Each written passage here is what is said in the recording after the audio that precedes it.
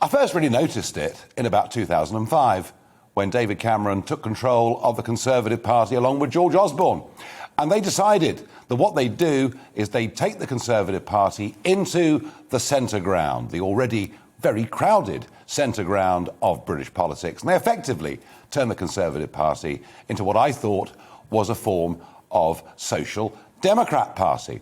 So successful was it, they were even unable to gain a majority against the very unpopular Gordon Brown after many years of Labour rule.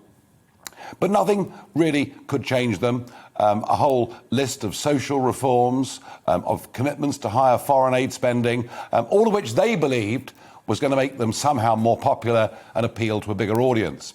The Conservative Party then came to its senses and became Conservative again after an insurgency in British politics forced them, much against their will, to accept that we had to leave the European Union. And they started then to get a patriotic vote, to reach out way beyond traditional Conservatives and win, famously, those red wall seats. And those voters, and it doesn't really matter whether you're centre-left or centre-right, even if those terms mean that much anymore, those voters were patriotic, those voters believed in our independence, those voters believed absolutely in tighter border controls. And yet, here we are. Here we are in 2021 with a Conservative Prime Minister doing very much the same thing that David Cameron tried to do before him. This isn't a Conservative party. This is, I think, blue Labour, doing their absolute best to steal Keir Starmer's clothes, to say, look, we are now the party of the NHS. We are the party that will adopt the green agenda. Now, look, this party's been around for 200 years. And, of course, there are social changes. There are economic changes. Parties, of course, have to move with the times. But there are some basic principles that underline conservatism. One of them is low taxation, to be the party of low taxation, to be the party that believes that by having lower taxes, you give people greater incentives, and actually the Exchequer finishes up taking more money. But that doesn't seem to be the case with this Conservative Party. The Conservative Party against socialism has always believed the state should be kept as small as it possibly can. Yet, unbelievably, go back to 2004-05, when expenditure on health and social care was about 28% of our national spend. By the end of this Parliament, it's going to be 40% of our national spend. So it's a Conservative Party, wedded to green ideology, and much of it to be done through government subsidy, as it's been for years, a Conservative Party that is putting up taxes on employees, employers, and indeed savers, and those running small companies that pay themselves in dividends.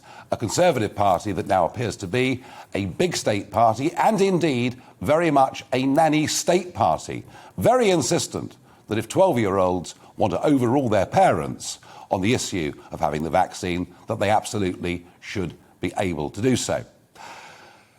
Now, I've been pretty sceptical about whether Boris was ever a Conservative for some years. Of course, I was delighted that he joined the Brexit cause. Whether he believed in it or not wasn't really the point. It was very vital that we had him on board. But what I thought was interesting overnight was that Boris's biggest supporter, in fact, Boris's employer for several decades, the Daily Telegraph, have really turned against him. Big leader columns, big op-ed articles saying that effectively he has betrayed the cause of conservatism. And as ever, Matt, the Telegraph's wonderful cartoonist, who nearly always manages to capture these things brilliantly, suggesting that if anybody still thinks that the Conservative Party is a party of low tax. You can see here, two women talking. My husband still thinks the Tories are a low-tax party. It might be time for him to go into a home. Well, Matt always does that absolutely brilliantly. Now, there are others. The Times take a different view. The Times take a view that this is the Conservative Party in the wake of a pandemic and a massive increase in government spending. They take the view that actually this is the pragmatic and correct thing to do. And indeed, Sajid Javid appears in today's Times newspaper giving a big interview.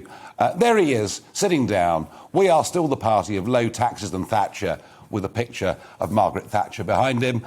That, by the way, is the same Sajid Javid.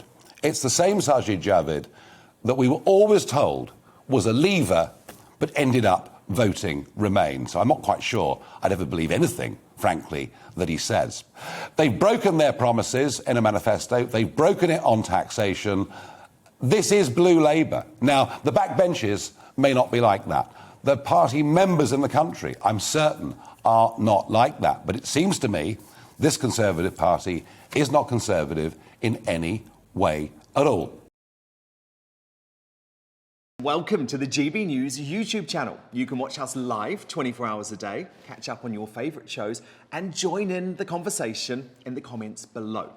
Don't forget to subscribe and you'll never miss any of our exclusive content.